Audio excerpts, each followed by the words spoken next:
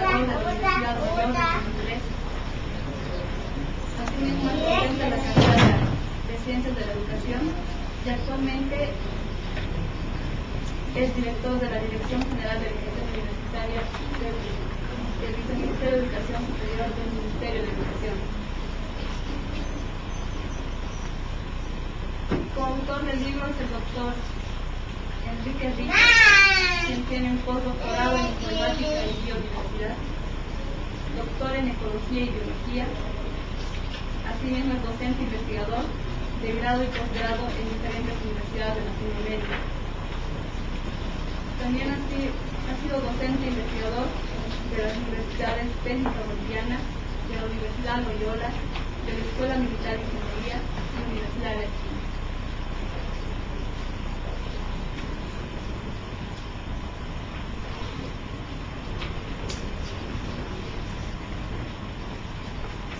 A continuación, vamos a ceder la palabra en primera instancia al licenciado Ismael Quispe, quien es representante de la comunidad Aymara.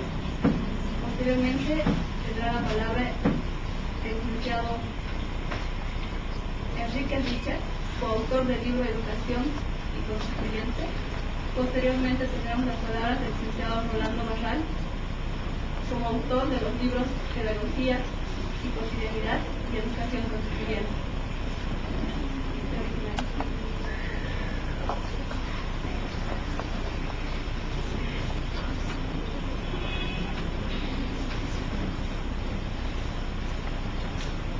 Muy buenas tardes y buenas noches tengan todos ustedes, los presentes. Para la comunidad científica en educación Ainizhuay, es un verdadero placer volver a reunirnos con tan selecta presencia.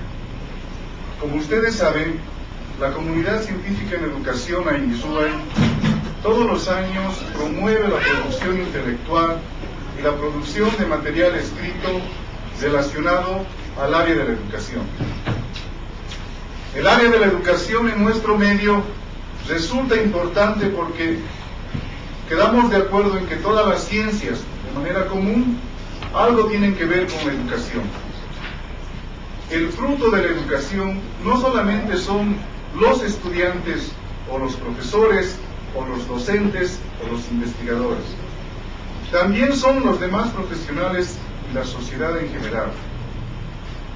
De ahí que el autor de los libros nos complace con la presentación de dos obras importantes.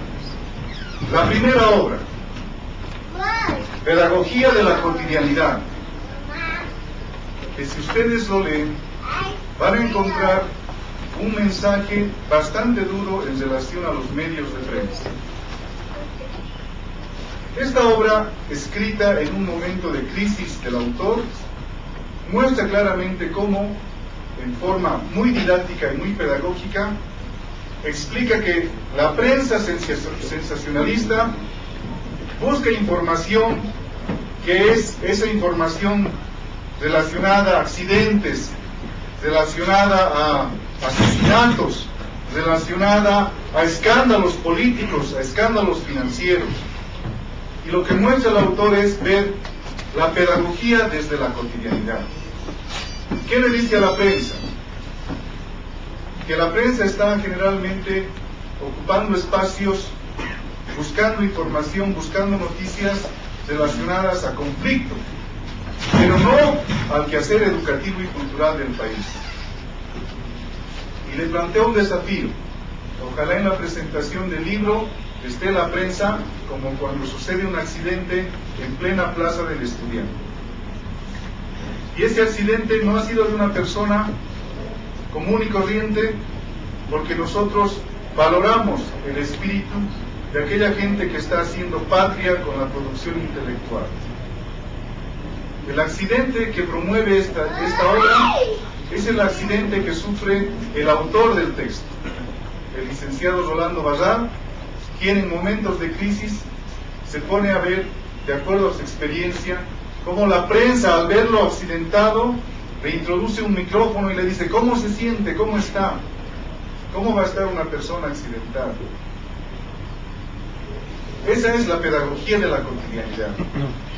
En líneas adelante nos plantea también la relación de lo que es la pedagogía, lo que es la relación de la didáctica, y en el otro texto, Educación y Constituyente, nos plantea también el enfoque de la educación hacia la Asamblea Constituyente que va a vivir el país en los futuros meses. Esta aproximación a una educación que debe ser estudiada en la Asamblea Constituyente tiene elementos muy importantes. Los primeros vinculados a lo que es la cultura y la colonialidad, lo que desde el Ministerio de Educación llamaríamos descolonización de la educación. Esta forma de ver la educación del país nos muestra que la colonialidad en educación en nuestro medio ha sido tan fuerte que incluso ahora nosotros seguimos viviendo momentos de discriminación, de exclusión y de sentirse unos más que otros y otros dejar sentirse menos por la misma condición de esa pedagogía colonizadora. Educación y Constituyente también tiene el aporte del doctor Enrique Zichar, un investigador que se caracteriza por tocar temas puntuales en educación. Ambos autores, desde la visión Ainizhuay, plantean dos principios importantes. El primero, desde la visión de Ainizhuay, que produciendo algo escrito, un texto con sello nacional, con sello del país y con autores tan importantes como es el licenciado Rolando Barral y el doctor Enrique Zichar, es hacer patria para nuestro medio. Esta es la forma en que vamos a promocionar el conocimiento hecho en el país, hecho por intelectuales que viven la realidad educativa y la realidad social de nuestro medio, pero escribiendo. Muy pocos hemos llegado a este nivel entre los profesionales que estamos en el país. Y creo que la segunda premisa es lanzarnos este desafío a todos los profesionales que somos parte del cuerpo colegiado del país. Ese factor humano que despierta y que necesita abrirse espacios a través de la expresión escrita de sus ideas. Rolando Barral nos dice en el texto Pedagogía y Cotidianidad que los muertos también educan, y hace referencia a Marx, a Engels, hace referencia a los grandes pensadores latinoamericanos, quienes ya no nos acompañan en vida, pero sus ideas están plasmadas en sus textos. Este es el desafío que tenemos y que queremos encaminarnos en este propósito.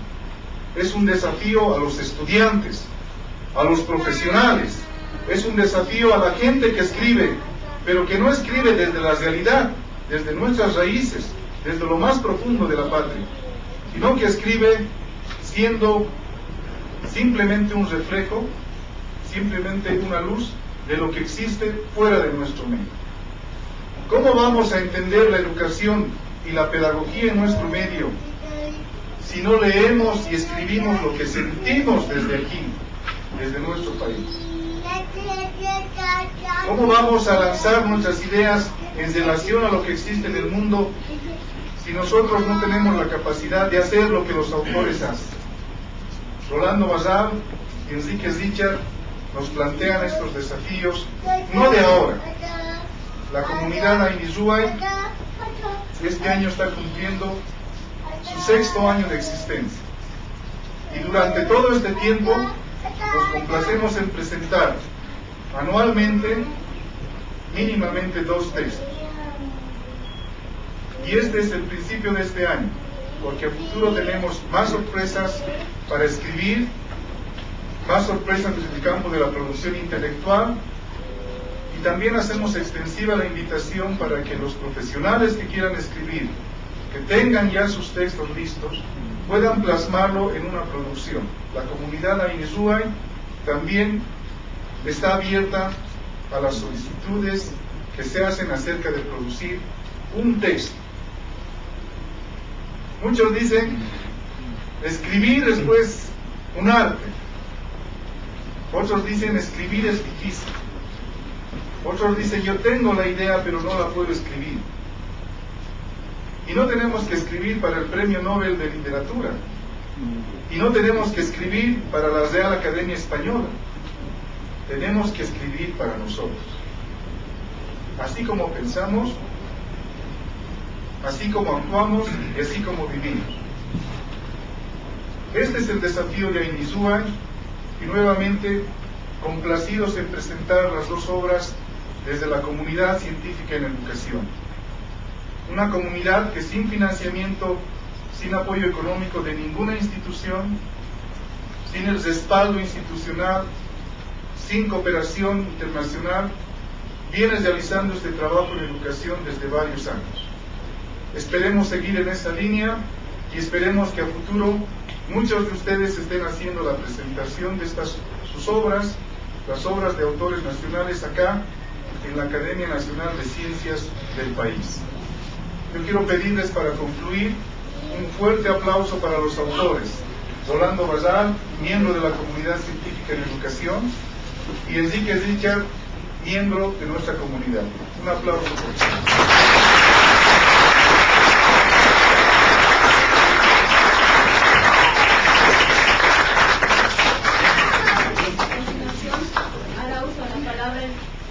Enrique Richard, coautor del libro Educación y Conocimiento.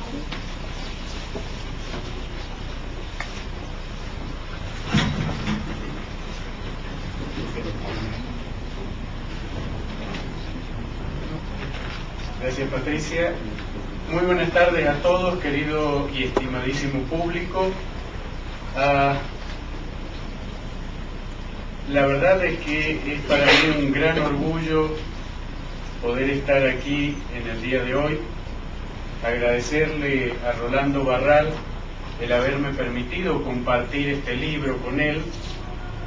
Agradecerle a las instituciones que han apoyado este libro y este trabajo de investigación, concretamente a la comunidad científica en educación Aini Ruwey, a la consultora Ecodreams, a la Universidad de Aquino, al Instituto de Investigación de la Universidad de Aquino, y también agradecerle a mis colegas aquí presentes, al ingeniero Gastón Alcázar y al licenciado Francisco Fontur.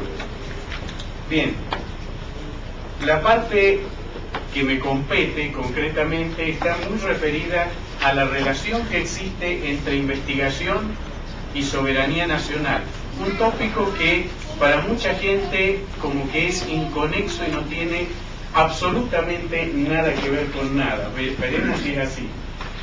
Antes de comenzar también quiero permitirme el lujo de dedicar el libro a mis dos amores, a Melissa y a Denise, que hoy están presentes, que me colman de dicha, felicidad y amor en todos los momentos de la vida, y que sin el apoyo de ellos también hubiera sido imposible terminar este libro. Entonces, gracias a mis dos amores.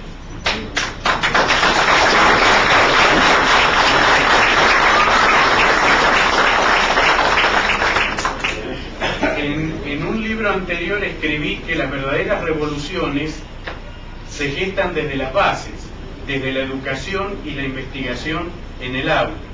En este trabajo lo defiendo y voy a explicar el porqué. También escribí que la soberanía de un país pasa por la educación y la investigación y se apoya en el sentido de identidad y pertenencia con un alto contenido de autoestima, algo que últimamente escasea en Latinoamérica. Otra de las frases que motorizan este trabajo están referidas a que los docentes investigadores son los que tienen en sus manos el poder de construir un país, una sociedad.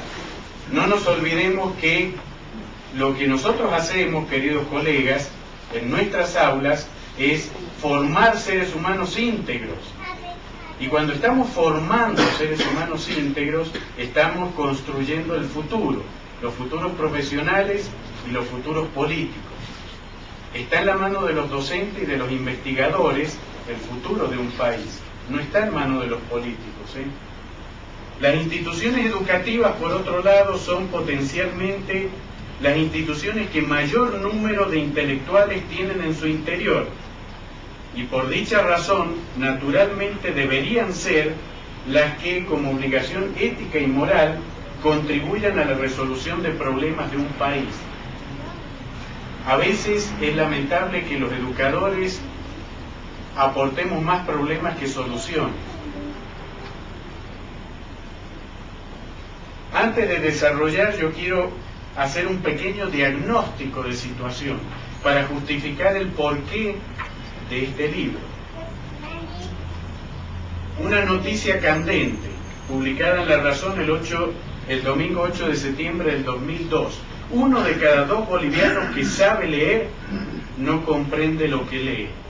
Eso que llamamos en pedagogía el analfabetismo funcional. Esto ya es una voz de alarma. Ismael hace un minuto hizo un llamado a escribir libros, y esto tiene mucho que ver con el tema que me toca en el libro con Rolando Barral.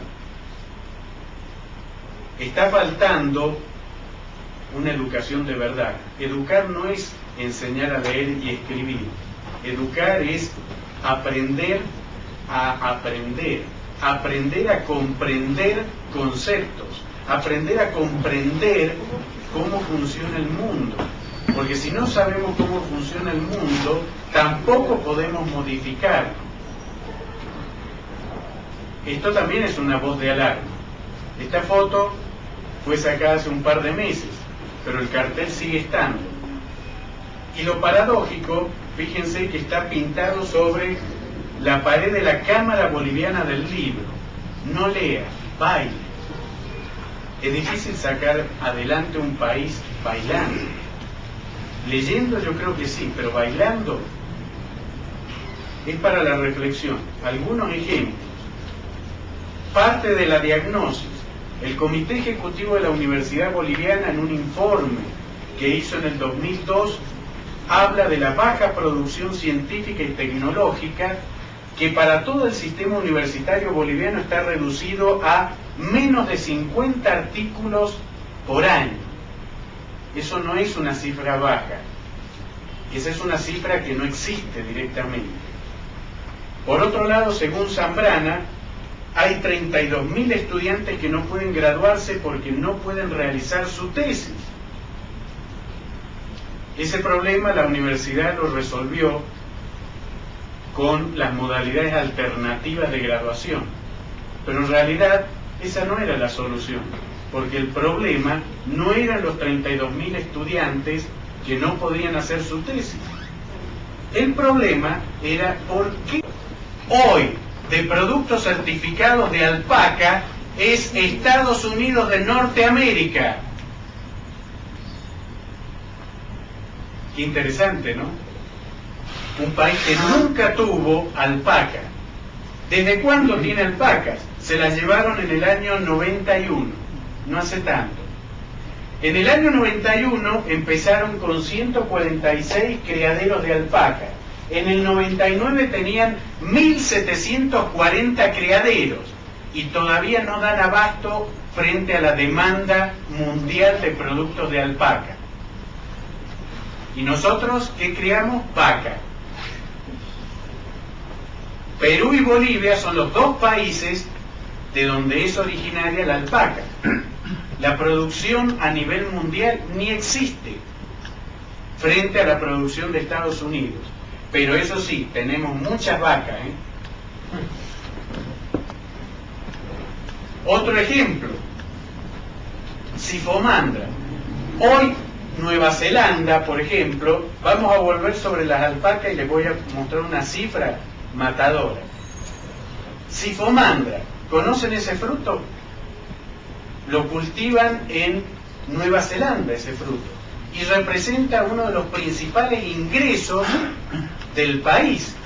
El kilo de este fruto, que ha sido llamado el kiwi del siglo XXI, cuesta $18 en Europa.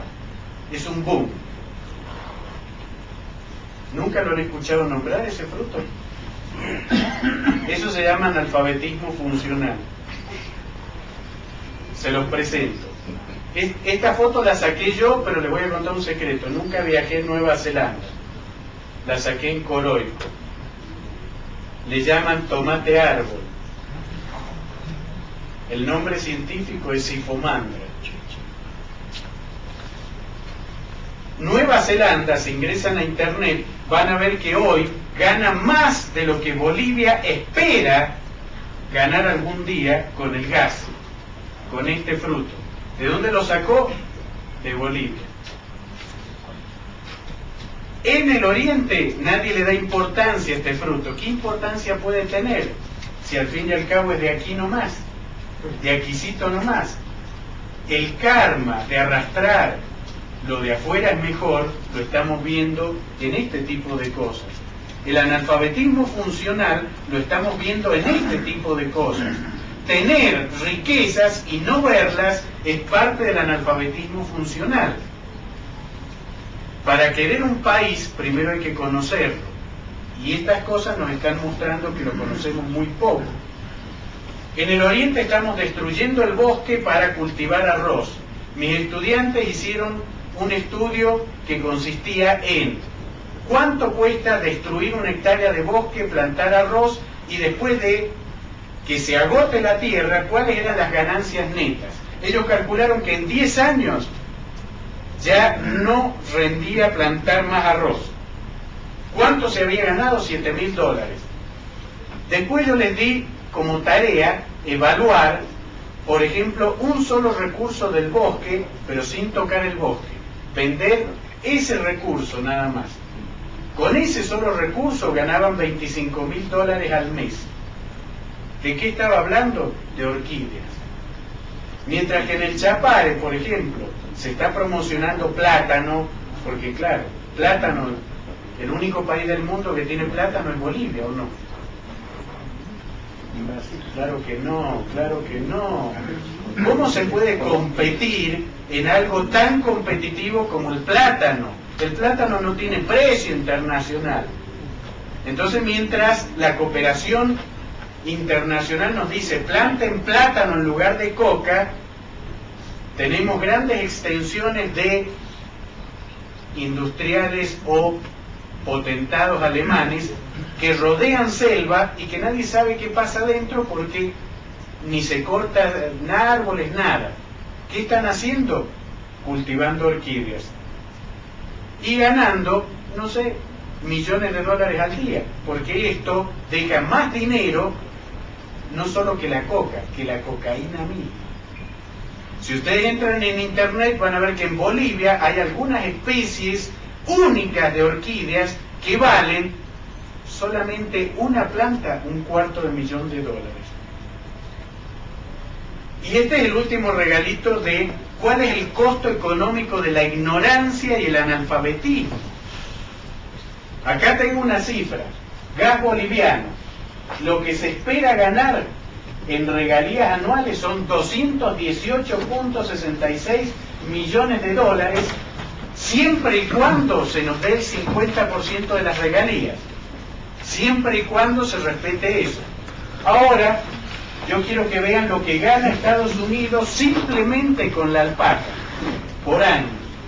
$246.50 millones. Pero hay una diferencia. La alpaca es un recurso sostenible.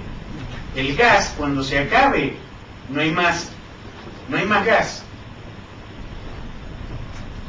Es una reflexión. Estados Unidos hoy está ganando $27 millones más con la alpaca de lo que Bolivia sueña con ganar algún día con el gas.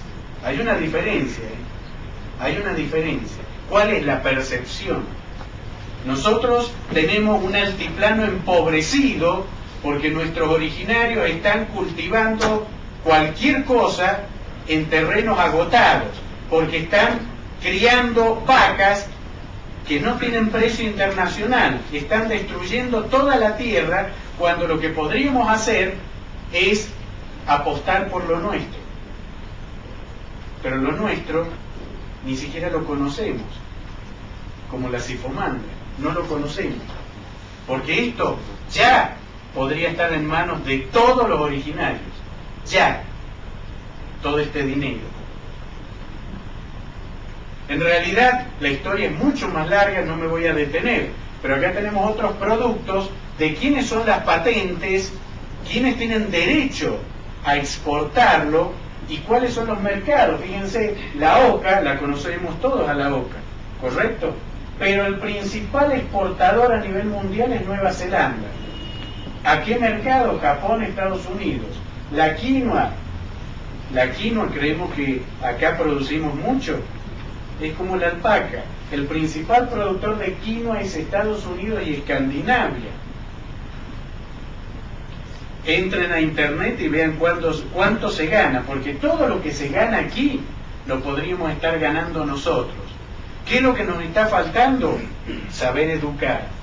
¿Saber educar con qué? Con lo que mencionó Ismael. Necesitamos libros hechos para Bolivia. Necesitamos que se investigue lo que hay en Bolivia, porque yo no puedo administrar un país que no conozco y no puedo administrar lo que no sé siquiera que tengo, que existe. Y de eso se trata esta reflexión, de promover la investigación por la soberanía nacional, porque soberanía no solo es perder un pedazo de costa marítima. Cuando se pierde la oca, cuando se pierde la quinoa, cuando perdemos la alpaca, ¿qué acaso no estamos perdiendo soberanía nacional? No solo es la tierra, lo que está pisando la tierra también es patrimonio nacional. Si no lo conocemos a eso, no lo podemos administrar. Si no lo conocemos, nos lo pueden quitar, nos lo pueden robar, sacarlo delante de nuestras narices y nunca nos vamos a dar cuenta. Y es lo que ha estado pasando los últimos años.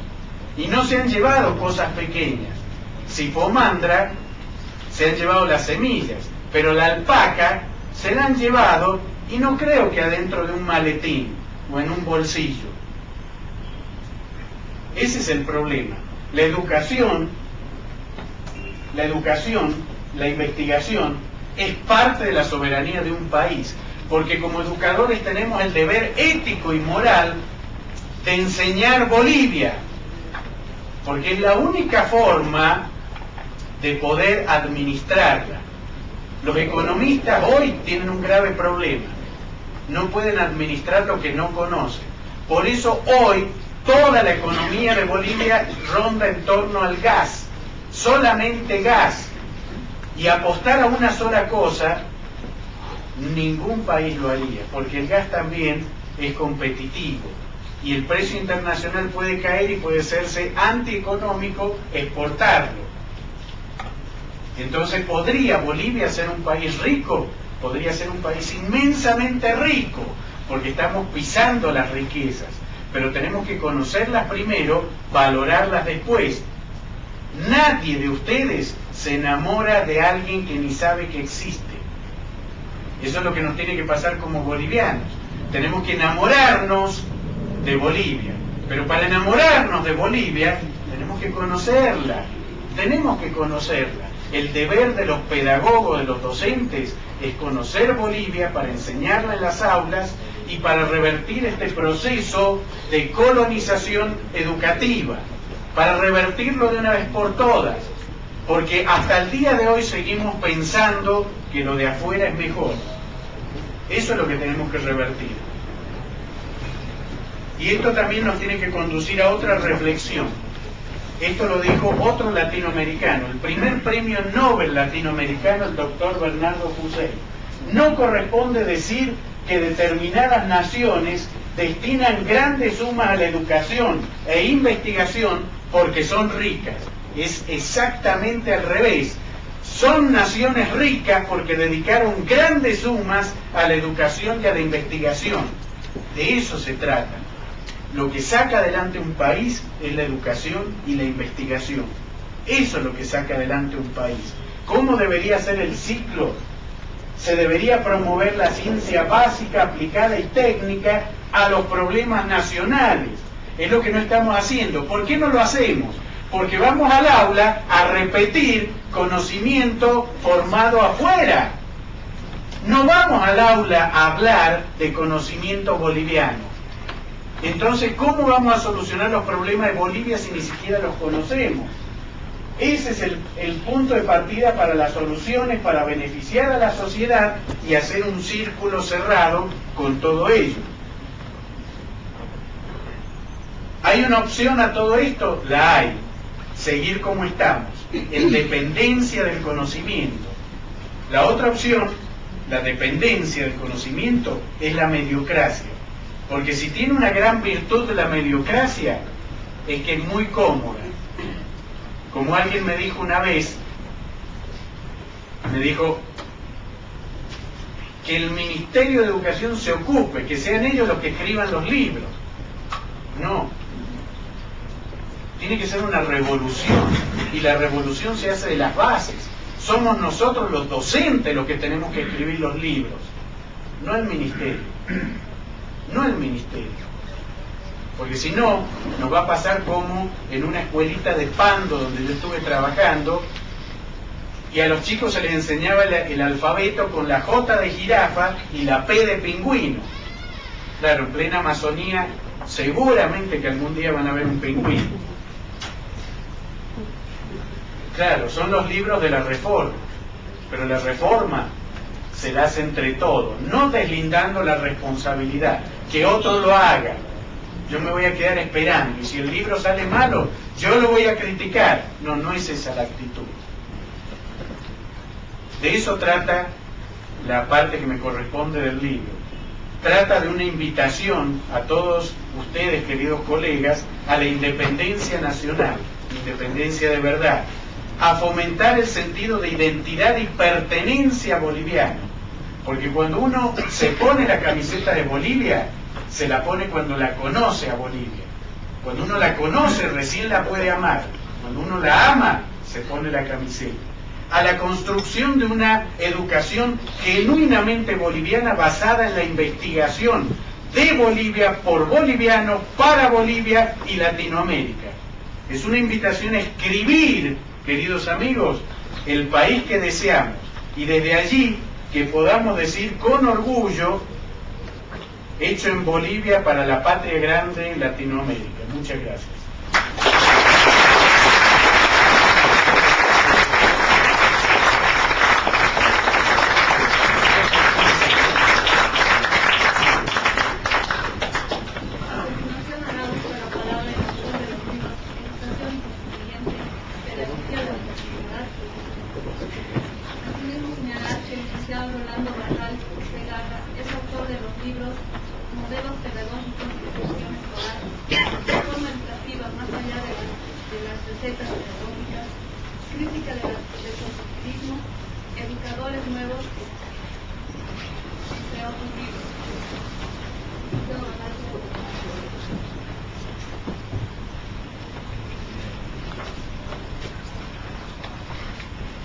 Bien, en primer lugar, debo agradecer la presencia de amigos, de compañeros que en un día de martes estamos haciendo un día académico que sin duda también tiene una connotación política, en el buen sentido de la palabra.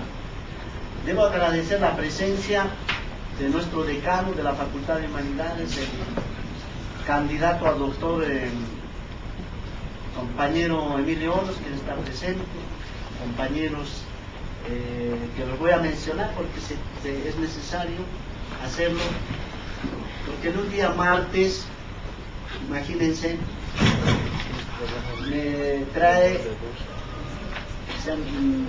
me viene a la memoria un pequeño humor, porque de eso se trata, de compartir con ustedes, con los lectores.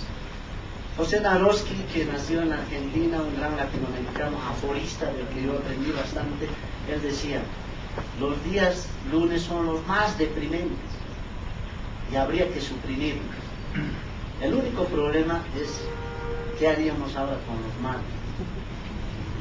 Y ahora que lo estamos presentando en un martes, obviamente, quiero entrar en ese diálogo con nuestros lectores, porque gracias a nuestros lectores estamos donde estamos, porque imagínense, en una sociedad, en un país donde no se apoya la producción, nosotros apelamos a nuestros lectores, y es por eso que menciono, aquí está nuestra compañera Nora Poma, están los compañeros de otras carreras, compañeros de otras universidades, el director de la Escuela Argentina, compañero que ya va a defender su tesis, Freddy Quispe, dirigente de la universidad. Están mis dos hijos, Leonardito, Fernandita, que salieron en la contratapa de los textos de crítica al constructivismo. Está mi mamá, y están también grandes amigos a los que he dedicado también algunos libros. Pero empezaremos por la parte, digamos, más contextual frente a la constituyente. A ver, partir de una cuestión esencial antes de entrar en la temática. Saco el libro y le doy la propaganda a un docente de la UNSA y me dice: pasar, no estás dejando campo para que otros se proyecten, tú nomás publicas, ¿no? Bueno, otro compañero del ministerio me dice: se ve que de mis libros, dice, se ve que el ministerio da tiempo para escribir, se ve que no trabaja en el tiempo. Estos libros han sido escritos el año pasado y teníamos que sacar 4 libros, y no lo hicimos precisamente porque faltaba pulir, sacar algunos elementos, más que todo este libro de educación constituyente, ¿no? Entonces, sacamos porque, no por una arrogancia intelectual, porque quienes escriben en nuestro medio se dan cuenta de que la contribución al país, hacer patria por el país, no significa un trabajo simple, es un esfuerzo, es una inversión, y por lo tanto es el compromiso con la patria por los. A ver, vamos a empezar a tomar algunas ideas. Estamos frente a las autonomías, a la constituyente, y la reflexión pasa necesariamente por un pensamiento básico. El escenario de la constituyente y el escenario del Congreso Nacional de la Educación son espacios donde la lucha de clases, la lucha por el poder se van a dar. Y el gran desafío es que los pueblos originarios, las comunidades, han luchado para entrar en esa constitución, porque hasta ahora están excluidas, ¿no es cierto? Entonces, en esos espacios se tiene que cambiar nuestro país en los términos que se ha planteado. Es decir, Bolivia ha sido creada de arriba hacia abajo, autoritariamente. Necesitamos cambiarlo en otros términos. Esa es una idea central. En 1826, Bolivia nace, y esta es una idea de Eduardo Galeano, Bolivia nace con una de las más bellas síntesis de reformas constitucionales, una constitución bolivariana, una de las más bellas síntesis. Sacó de España, sacó de Francia, Inglaterra, todo lo mejor, hicieron el plagio y se encajó a la sociedad boliviana. Era una de las más bellas síntesis liberales en cuanto se refiere a constitución. El único problema es que adolecía de un solo defecto: no tenía nada que ver con Bolivia, y por eso desde 1825 a la fecha es como está. Ahora bien, la constituyente, desde el punto de vista educativo, no lo vemos desde el punto de vista pedagogicista o desde el punto de vista de la escuela. Es una concepción holista, dialéctica. Es por eso que a partir de esa temática vamos a ver su dimensión filosófica e histórica. En 1825 nos remitimos también a Simón Rodríguez. Él decía: o inventamos o erramos. Una frase que muchos lo han utilizado, pero que no. Es decir, no hemos creado nuestras repúblicas con la gente de América, Simón Rodríguez en 1825 nos reclamaba y decía, y está en el libro, por eso lo voy a leer, y dice, en lugar de pensar en los medos, en los persas, lo que aprendemos en el colegio, en secundario, los egipcios, no saben más de Egipto que de Ayacachi o de nuestras comunidades. Simón Rodríguez decía, solamente pensemos también en los indios, en los negros, en los mestizos. Si ustedes preguntan a los negros qué ha ocurrido con nuestro país, bueno, los blancoides, a los blancoides no les gustan los negroides, no los toman en cuenta. En esa perspectiva, es que la constituyente y las autonomías deben significar para los bolivianos un espacio de transformación, un espacio de cambio, un espacio de revolución cultural, un espacio de revolución democrática. Es por eso que apostamos, es por eso que no escribimos porque alguien nos iluminó. Estamos sintiendo lo que nuestro país siente, estamos sintiendo lo que nuestro país cada día, con esas marchas, con esa problemática, está luchando para que este pueblo de una vez sea un pueblo libre, sea un pueblo soberano, y no nos metan el dedo en la boca para decirnos que este país tiene que seguir reproduciendo el colonialismo. Es por ello que planteamos precisamente revertir el colonialismo de la época. La misión belga se ocupa de someter al escolar boliviano a la medida de la escala de vida. ¿Esto qué significa? Siempre se nos ha visto como tarados, retrasados mentales, porque nos han medido y evaluado con parámetros externos. Por lo tanto, nosotros debemos tener autodeterminación pedagógica. Y en esa gran lucha, a muchos intelectualoides no les gusta tener un presidente indígena, les duele tener un ministro de educación indígena. Por lo tanto, nosotros debemos seguir en esta lucha de dignificar a nuestro país, con indígenas, no indígenas, con negros, con mestizos, etcétera, porque este país, de una vez por todas, tiene que transformar. Y si no tiene la posibilidad de transformar democráticamente, esto será transformar de manera violenta, y es lo que menos esperamos. En democracia, recautelando la democracia es el mejor caso. Habíamos titulado el ABC de la Constituyente. ¿Y por qué lo retomamos a este pensador que, según Quique decía, es argentino, yo decía que es cubano, y al final concluimos que es latinoamericano? Precisamente porque él plantea, dice, el camino es largo y desconocido, el padre. Conocemos nuestras limitaciones. Haremos el hombre del siglo XXI nosotros mismos.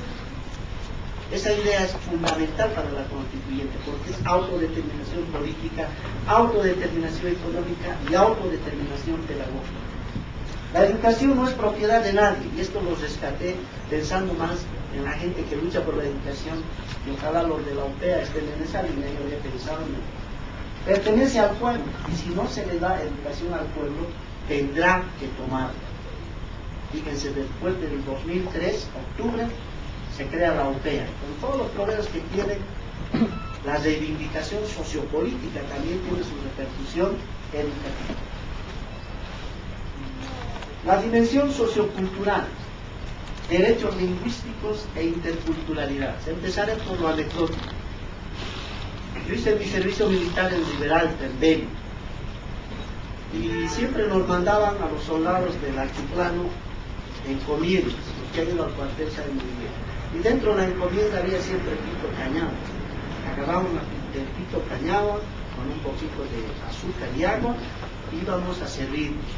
Y los cambas nos miraban y nos decían, estos collas hasta tierra comen.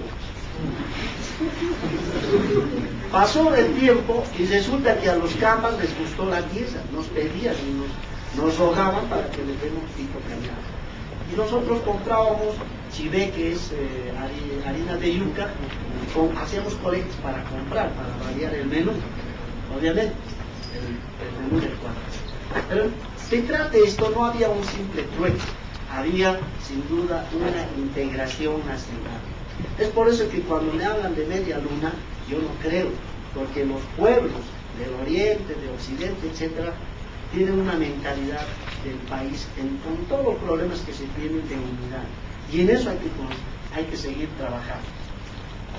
Se dice que Santa Cruz, dice esto nuestro ministro de Educación de Hidrocarburos, cuando todavía no era ministro, don Andrés Solizada, presentó su libro y lo dijo en el Paraná.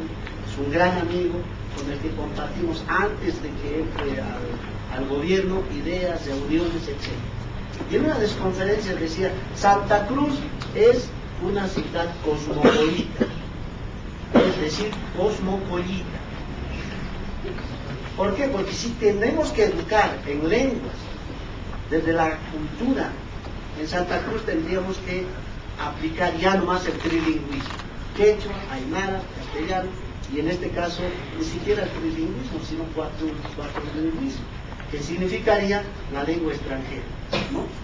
Por lo tanto, ¿por qué el lenguaje? Por eso la gente a veces dice, no, pucha, ahora el ministerio va a suprimir religión, dice que va a suprimir el inglés y el castellano. Hay una propaganda, una contrapropaganda política, ya sabemos de dónde viene, pero las cosas están bien claras. Se ha planteado el trilingüismo, que significa la lengua materna para la identidad cultural, el español para la unidad nacional, el Estado nacional, y lengua extranjera para proyectarnos al mundo. Eso es lo que hemos venido a denominar como pedagogía con raíces y antenas, para dialogar con el mundo desde nuestras culturas. Y en esa línea sociocultural y lingüística también podemos señalar que hay dos tendencias de interculturalidad. Los reformistas han dicho que el colonialismo, luchar contra el colonialismo es igual a interculturalidad. Y no es así. Hay una interculturalidad dominante y otra emancipadora. Si queremos ser realmente multipluri, etc., tenemos que educar en las ciudades y en el campo con ese criterio.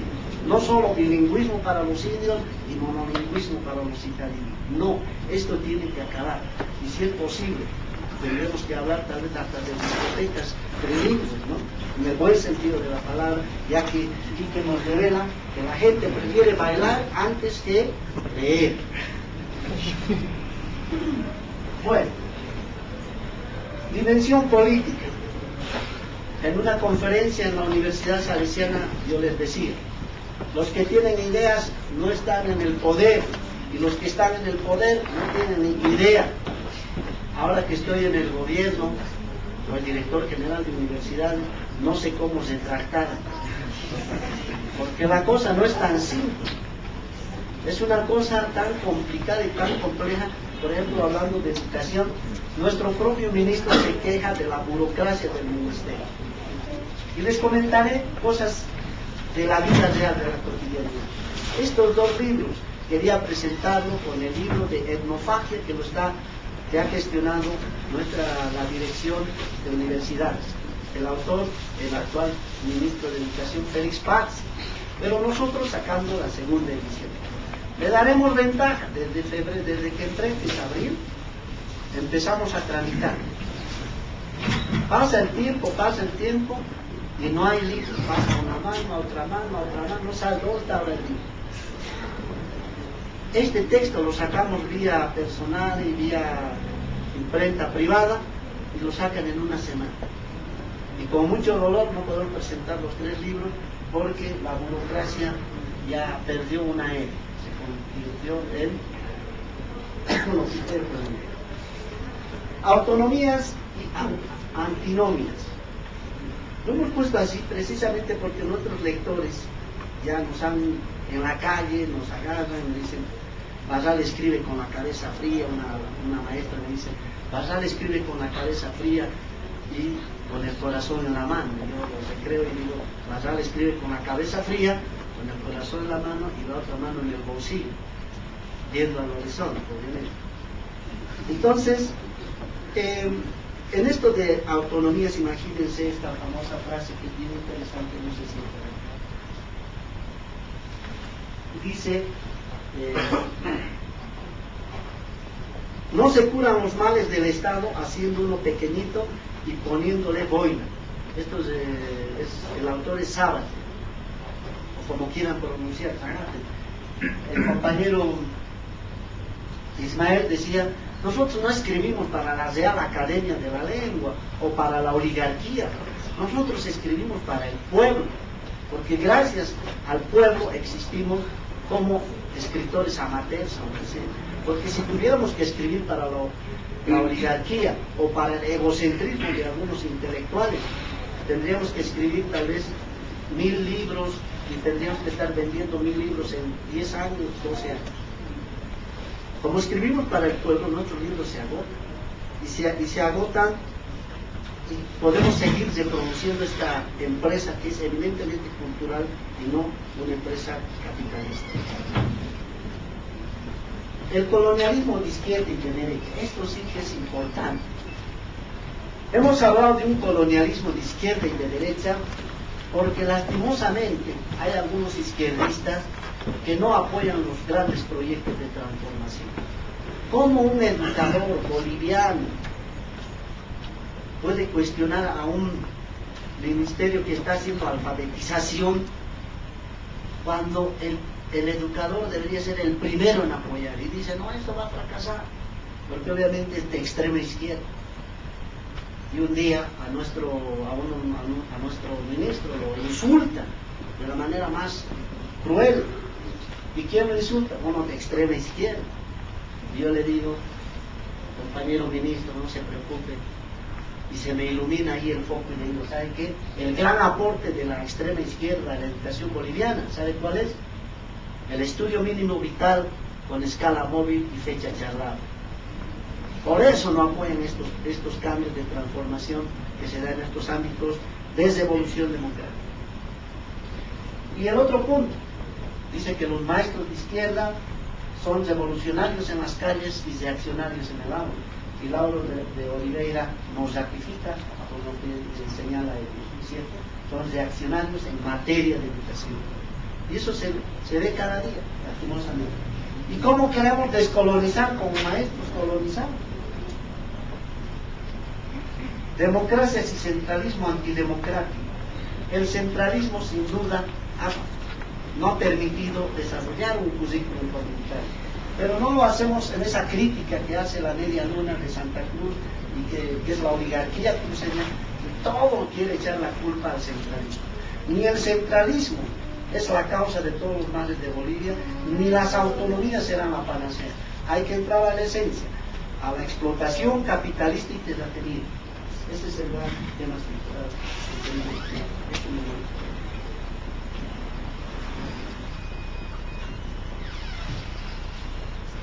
Cuando Quique entró a Bolivia a hacer sus primeros cursos, nos hablaba del paradigma productivo.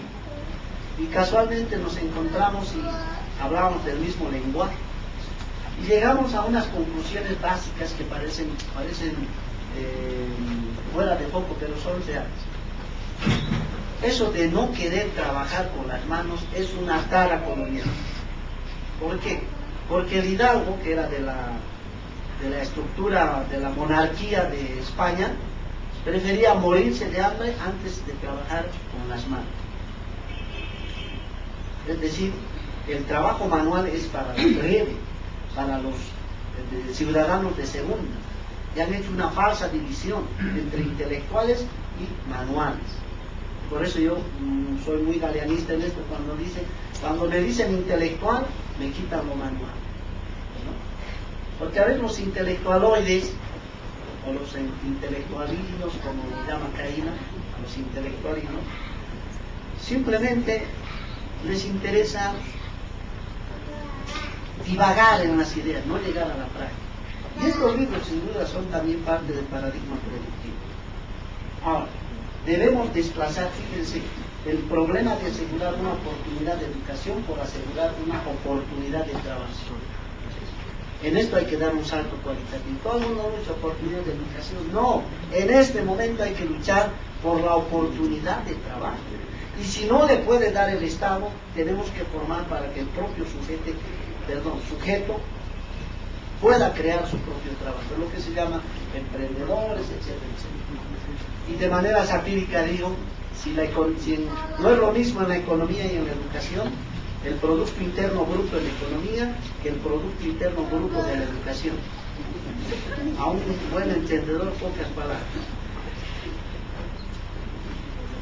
Dimensión pedagógica, decíamos pedagogías tendenciosas o tendencias pedagógicas. Hemos hecho un cuadrito bien interesante, pero el sumum de eso es lo siguiente. Bolivia ha tenido una pedagogía civilizatoria, una pedagogía normalista, del normalismo, una pedagogía nacional. Franz Tamayo hablaba de Felipe II Guzmán, que decía una pedagogía, o el cretinismo pedagógico, una pedagogía constructivista actualmente, desconociendo la pedagogía comunitaria y original. Ese es el gran desafío que estamos trabajando y mucha gente está aportando, no somos los únicos, pero la gran perspectiva es, de una vez por todas, generar una pedagogía comunitaria y liberadora.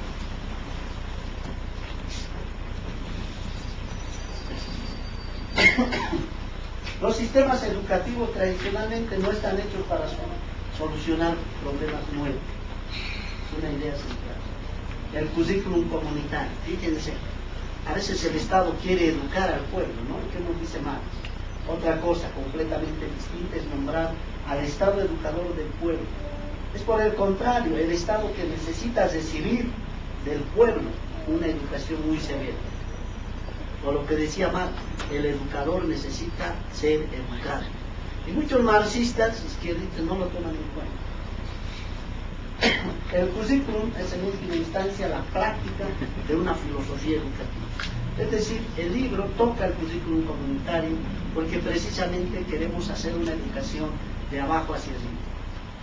Decían los comunarios, no queremos una revolución educativa ya hecha, de arriba hacia abajo. Nosotros queremos hacer nuestra revolución económica, cultural, política y pedagógica, de abajo hacia arriba. Pero como no escuchamos, como no oímos al pueblo, seguimos haciendo al revés. Y espero que eso cambie, porque estamos en tiempos de cambio y transformación. A manera de humor, la educación es la más alta función del Estado. Todo el mundo lo repite, juristas, no juristas, abogados, etc. Y la sátira pedagógica viene y dice, la pusieron tan alta que ningún gobierno pudo ni pretendió alcanzar.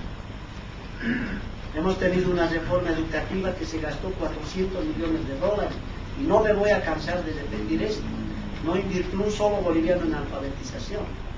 Ahora que este gobierno, que tenemos un indio de presidente, tenemos indígenas en el Estado y que están en tantos años que no han podido hacer con el neoliberalismo, están queriendo hacer en pocos meses. Estamos apoyando esa empresa y obviamente la gente no apoya estos procesos de alfabetización. En Sucre, en una conferencia frente a 2.500 personas, aunque me rechifren porque yo no hablo para que me aplaudan, sino para romper esquemas de pensamiento, les dije, 1 de mayo era, cuando se iba a empezar el proceso de nacionalización, nadie sabía, solo yo y él.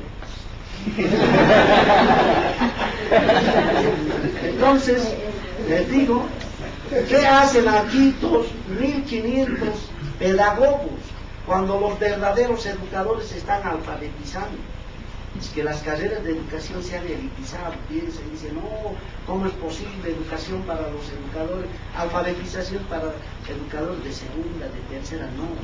Ahora, gracias al empeño de algunos docentes, algunos estudiantes, ya las carreras se han puesto en línea y están apostando por la alfabetización. Eso es devolverle al país esta deuda histórica, una devolución de esa formación que paga el pueblo boliviano. Vamos a seguir adelante, obviamente. Ahora, en lo que se refiere al punto de pedagogía de la cotidianidad, ¿para qué les voy a decir? Si no, simplemente les voy a leer así rapidito, porque dice el prólogo, medios mediocres, ya mucha gente lo ha leído y le ha encantado. Y empieza así, como un cuentito. Al cruzar la calle, de repente sentí el impacto de una rueda de una motocicleta en mi pierna. Como consecuencia de esto, estaba derribado ahí en el asfalto, con la pierna fracturada y con el dolor que era de suponer. Se acercan cámaras de televisión y algunos periodistas aproximan el micrófono y me preguntan: ¿cómo se encuentra? La respuesta no se deja esperar. Respondo y digo: ustedes no respetan ni la desgracia ajena. Esto ocurrió un viernes 2 de diciembre del 2005, a horas 17, cerca de la Universidad Mayor de San Andrés, específicamente en la calle Landaeta, adyacente a la Plaza del Estudiante, frente a la farmacia, cuando me dirigí a cumplir con mi deber de docente. Y se acordé a una autoridad de la universidad que decía: los medios de comunicación vienen a la universidad cuando hay muertos y accidentes, pero cuando se presenta un libro, brillan por su ausencia. ¿Será por eso que este señor Zeinaga en la Plaza de los Héroes agarró a tiros a su plagiador? Y todo el mundo se enteró que ese señor Zeinaga había escrito el Tahuantinsuyo. Lo mismo no voy a hacer, sin duda. El encuentro con mis lectores, con ustedes, es la mejor reciprocidad que puedo recibir de la gente que nos lee, aunque sea parte de nuestro libro. 3 semanas antes habíamos presentado el libro Crítica al Constructivismo, la dialéctica en psicología y educación. Los medios comerciales de información, como siempre, brillarán por su ausencia cultural. El libro mencionado se agotó a los pocos meses de su edición y quedó la lección: la mayoría de los medios son eso, medios mediocres, no les interesa la cultura, sino la noticia sensacional, la desgracia ajena y no el aporte cultural. Es por eso que no hemos invitado a ningún medio de comunicación, precisamente porque ya sabemos que si ahorita estrangulamos a alguien van a venir. Pero como no vamos a hacer eso, simplemente lo presentamos. Para terminar, en momentos, imagínense, la tibia fracturada, los lectores ahí que no sabían del accidente, porque si iba a sacar una noticia no había espacio en el caso para recibirlo. Este libro de pedagogía de la cotidianidad, aquellos compañeros que han compartido mi dolor en momentos que realmente lo necesitaba, y lo voy a mencionar. Mi gratitud: este libro está dedicado a Karina Vargas, a Edwin Basal, a Juan García, a Caterina Alba, a Leonor Barran, mi hermana, y a Jimena Orturé, que desde la perspectiva del inglés nos ha dado una mano, cuando a veces los que hablan inglés piensan que escribir o traducir una hoja es hablar en dólares. Aquí la compañía nos ha ayudado, por lo tanto nuestra gratitud y nuestro reconocimiento. Para terminar, porque a veces dentro de las presentaciones uno se engolosina con lo que está hablando mucha gente de mí. No, simplemente para terminar, agradecerles a ustedes por su presencia, por acompañarnos en este proceso y hacerles una confesión. Yo en mi vida había pensado escribir libros. En mi vida. Fue así, de los amigos, una tesis y un artículo en el semanario. Aquí sacábamos algunos artículos, nos daban bola, otros sí, otros no, y empezamos a escribir. Y cuando vinculamos a la investigación, sacamos una conclusión muy importante, y Quique también lo manifiesta, ¿no? Una investigación que no se publica, por muy excelente que sea, no sirve. Yo mandé este libro al presidente de la República y le digo: su excelencia, nuestro presidente, en la parte formal, y al final le digo: compañero Evo, este es mi aporte personal de Quique y de mi persona a la constituyente. No le significa un centavo al Estado boliviano. No me hubiese costado sacar estos libros vía Ministerio de Educación, aunque hubiese tardado año y medio.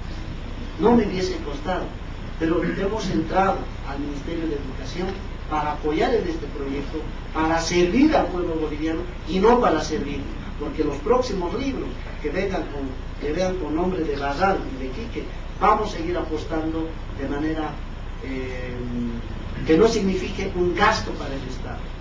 Cuando sacamos los libros de la reforma, criticando a la reforma, Yo a los reformistas les decía, ustedes deberían más bien aplaudir que alguien les critique constructivamente o como quieran tomarlo, sin hacerle gastar al pueblo boliviano un peso.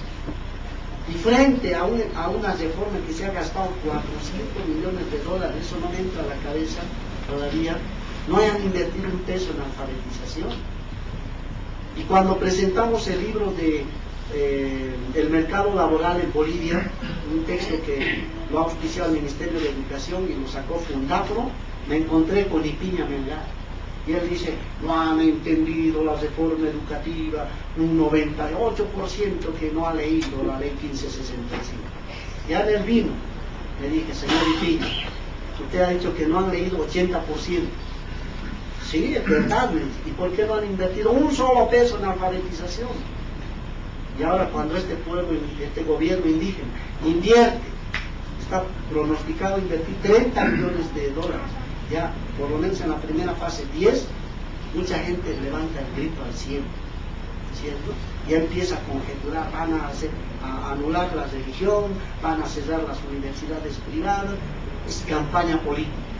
Pero en los hechos, este pueblo boliviano no se merece otra cosa que una revolución democrática, y eso a veces la gente no entiende. Al final, siempre realmente agradecerle a nuestro compañero Quique por haber sumado su esfuerzo a este libro, a la producción boliviana, al compañero Ismael, a todos ustedes que están acá presentes, y simplemente decirles que vamos a seguir en la lucha, vamos a seguir trabajando, y aquellos que nos digan, ay, ¿por qué escribe tanto? Yo les dije simplemente, aunque no de manera expresa, sino mentalmente, ¿qué preferirían, no? Decían, ¿no?, algunos envidiosos por ahí, que nos droguemos, que nos estemos imitando, que estemos con la crefa, ¿no? Cuando alguien escribe un libro, y yo he visto a los estudiantes sacan sus revistitas, sacan sus libros, yo siento una alegría enorme. Será porque mi padre me ha dado, sin necesidad de hacer un programa educativo, enseñarme con comprar un periódico y llevar a casa y escribir. Tal vez eso ha influenciado tanto en mí, que cuando alguien escribe siento una alegría, o como dice nuestro querido el psicólogo Bismarck Pinto, es un aprendizaje orgásmico. ¿Por qué? Porque siente orgasmo ese momento. Pero yo no siento eso porque Quique superó esa teoría. Quique pone otra teoría, dice el alegrasmo, que es superior al orgasmo, pero con alegría. Entonces en esa línea, simple y llanamente, no siento orgasmo, sino alegrarme al poder aportar esto al pueblo boliviano. Y esta gente, el día martes que viene a vernos, a apoyarnos solidariamente, mi espacio, mi corazón, para seguir escribiendo desde la realidad, para seguir aprendiendo, porque todo lo que está acá no hemos ido a enseñar al pueblo boliviano, sino aprendemos del pueblo boliviano. En esa línea, y con esto acabo, a Paulo Freire, el autor de la pedagogía liberadora, le preguntaron, ¿su método psicosocial ha promovido los movimientos campesinos?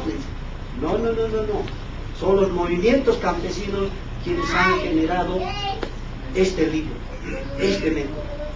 De la misma manera, este libro ha sido producto de esos movimientos sociales, por eso tiene gráficos, etc. Y por último, la valoración que dice, mi valoración y admiración a los pueblos originarios y los movimientos sociales que gestaron la transformación del país para hacerlo más comunitario y más solidario. A ellos y a ustedes, obviamente, va este libro, el que agarra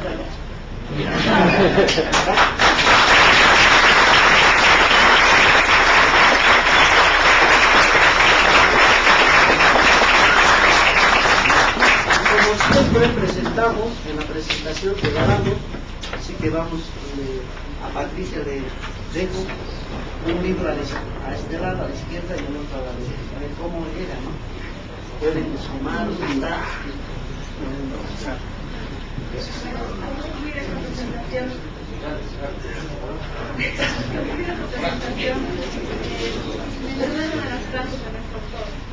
La sociedad está vestida de una revolución educativa. encuentro con la patria profunda, la patria grande, la patria institucionaria y la patria liberal. Les damos las gracias por estar aquí presentes en esta presentación de los dos libros. Así mismo los invitamos a compartir un brindis de honor en el segundo piso. Vamos a ver.